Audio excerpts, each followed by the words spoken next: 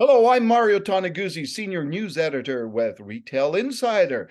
Joining me today is Ryan Mallough, who is Vice President, Legislative Affairs in Ontario for the Canadian Federation of Independent Business. Thanks, Ryan, for joining us today. Anytime. Thanks for having me. All right, let's talk about a big event coming up this coming weekend, Small Business Saturday. CFIB is, really behind this important initiative out there. Tell us a little bit about what that Small Business Saturday is all about and why it's important. Yeah, so I think around this time of year, a lot of people are looking forward to, Black Friday and sort of the kickoff to the holiday shopping season. Cyber Monday has become a big part of the public consciousness since then. What we are looking for is something in between that big box shopping and that big online giant shopping. And that's something that supports your local community, that's shopping local and celebrating Small Business Saturday. So it's that day to kick off the holiday shopping season that we are encouraging everyone across the country from coast to coast to get out and visit your main street businesses, check out your retailers, your restaurants, your hairdresser, your dry cleaner, look for gift cards, holiday season gifts, really anything you can do to support local and give a boost and a good, strong kickoff to the holiday shopping season. Now, tell us a little bit about what the CFIB does to support this event and this day. I think there's a bunch of tools out there and resources available to small business owners. Can you explain that? Yeah, so this is a day that it's I don't want to say it's our day, it's Small Businesses Day, but it's a concept that we came up with here in Canada to promote small businesses. So around this time of year, if you're a business owner, you can check out cfib.ca. We've got signage, we've got graphics for use online and on social media that you can use to either promote sales that you're having at your business or just promoting the idea of shopping locally and coming in and supporting local. We also do a fair bit of government outreach. We know that our members really like seeing, be it their mayor or local councillors, the provincial government, the federal government, out and about at this time of year, again, showing their constituency that they too are out at local businesses. So we've got support on that side. And then, of course, we do our surveying of members and making sure that we get the information out there on what shopping local means, because it is more than just helping out the local economy. It's more than helping out the business owner, more than helping out the employees. The whole community benefits when you keep your dollars local and keep them in the community. Yeah, can you talk a little bit about small businesses in general, and Ryan, and their reach in this country and their importance to the overall economy of this country?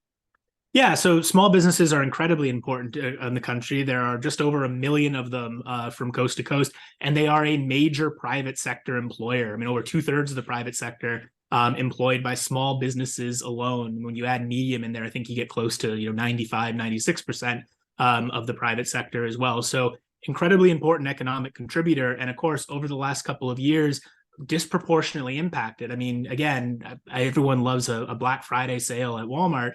Walmart's been open for 2 years. A lot of small businesses across the country have intermittently been closed. Where I live in Ontario, we lost a full holiday season to closure. So a lot of small businesses a little bit behind the 8 ball. Currently, 54% still below normal sales across the country, 62% still holding a pandemic debt that continues to sit over 6 figures, about $107,000 on average. So as much as we want to keep this upbeat, keep it about supporting local, supporting your community, small businesses also need that as well. And again, crucial to have a strong holiday season. This is when a lot of businesses, especially retailers, really make their year. And unfortunately, if they don't, it means come January, February, which are traditionally leaner, there are some tough decisions that may have to be made, and you might see a couple more boarded up shops in your community. And again, something we try to avoid. We're already seeing too many. Want to make sure that we have community support out there in full swing this year.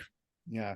When you look at the initiative, of Small Business Saturday, but more so on a bigger scale, the initiative around shop local, do you think that message is starting to really resonate with consumers out there? I think that's one of, if you can say something good came out of the pandemic, I think that is one thing you can say that is positive that came out of the pandemic. I think people really realized what small businesses meant to their community. And again, I think they recognized that it was more than just providing jobs or even a place to go, but that these businesses really have a place in the community, that these are the names on the back of your kid's baseball jersey or the back of the hockey sweater. I mean, these are the businesses that when you're driving home in a late night in the dark, it's usually the signal that you're home is when you see, you know, that dry cleaner just around the corner and their sign glowing in the dark that says, hey, you know, I'm back home, I'm back in my community. So we've certainly seen the public perception be there. What we want to make sure now is that we are turning it into action. It is great to get out and, you know, walk around and see all the wonderful window displays during the holiday season. But if we're not out there supporting our words with action, again, for a small business, they need to make the sale. They need to make sure that you're in there and shopping, and that's what really comes important. So the sentiment is fantastic. I think it's growing. We want to make sure it is followed up with action, though.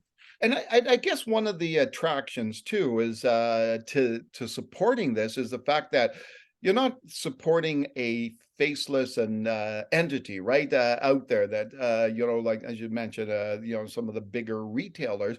You're supporting, you know, mom and pop shops. You're supporting your neighbors. You're supporting your family and friends. You know, I guess that touches more in the emotional part of things, right?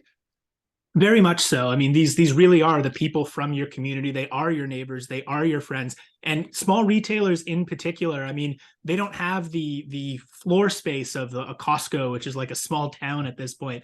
When they are setting up what it is they sell, they are really curating a collection and an experience that speaks to both them and their personality, but also to their customers and what it is that they believe that people are looking for. And the kind of expertise that you get in a small business. If you go into, say, a local sports store looking to buy a pair of skates, you don't just get to physically try them on, which is something you cannot do with Amazon, but you can also talk to someone who's been doing this for a while, who can say that this particular brand or this particular shape is something that's going to work for you, or something that's maybe worked for them, and really share that expertise, which is one of the huge benefits of shopping in person and shopping local. It's something you really can't get anywhere else.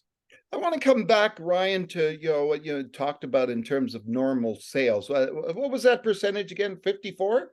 54% still below normal sales. So this is maybe what I don't understand, and maybe you could talk a little bit about it. Why are we still at such a low number, considering the fact that we're done with lockdowns and you know, for the most part, public health measures. You know, there's consumer confidence is it's a little touchy because of inflation, but people are spending and they're outspending. So I'm just trying to understand this of why we're not seeing those sales back up to what they were, say, 2019.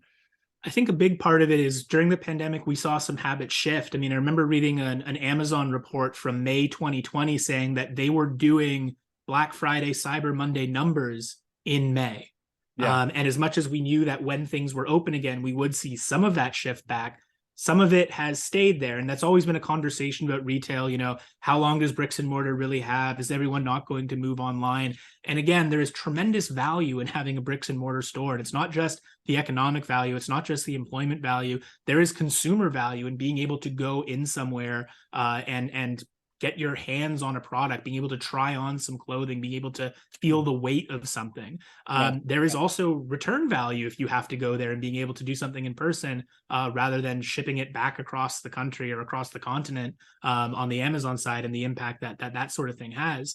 But I think ultimately, you know, when we hit February 2022 this year, we were all, I think, very optimistic that, you know, we really are at the end of this thing. We really are in a transition period to something that looks a little more like it did in 2019. And again, I don't think that's happened as quickly as we were hoping. And again, with other global factors, other economic factors, I think there is some worry and concern there too. And I want to say, as much as we very much hope you spend your dollars local, we understand that not everyone is in that position. You can still support your local businesses.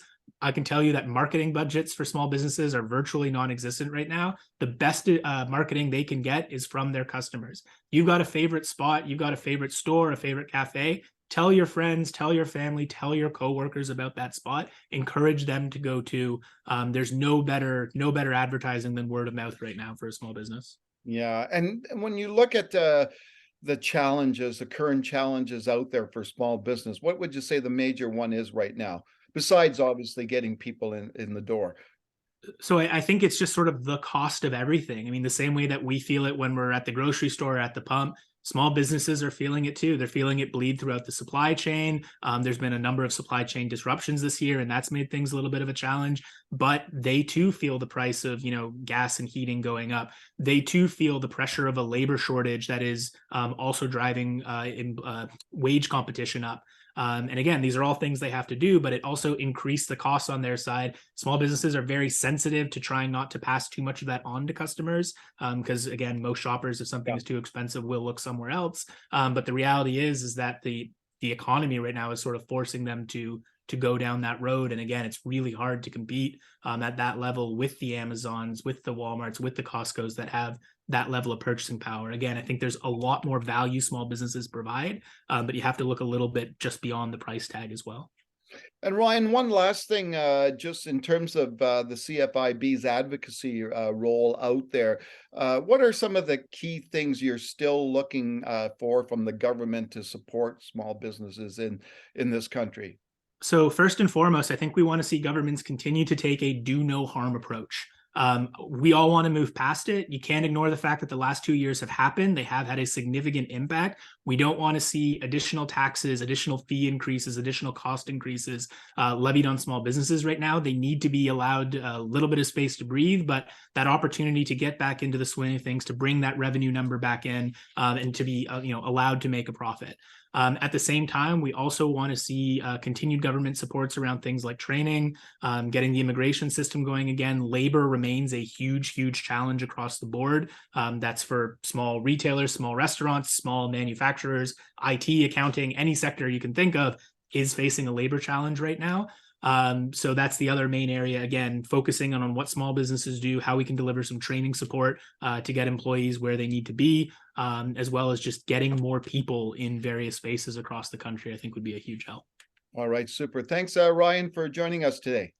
Anytime. Happy holidays and good shopping.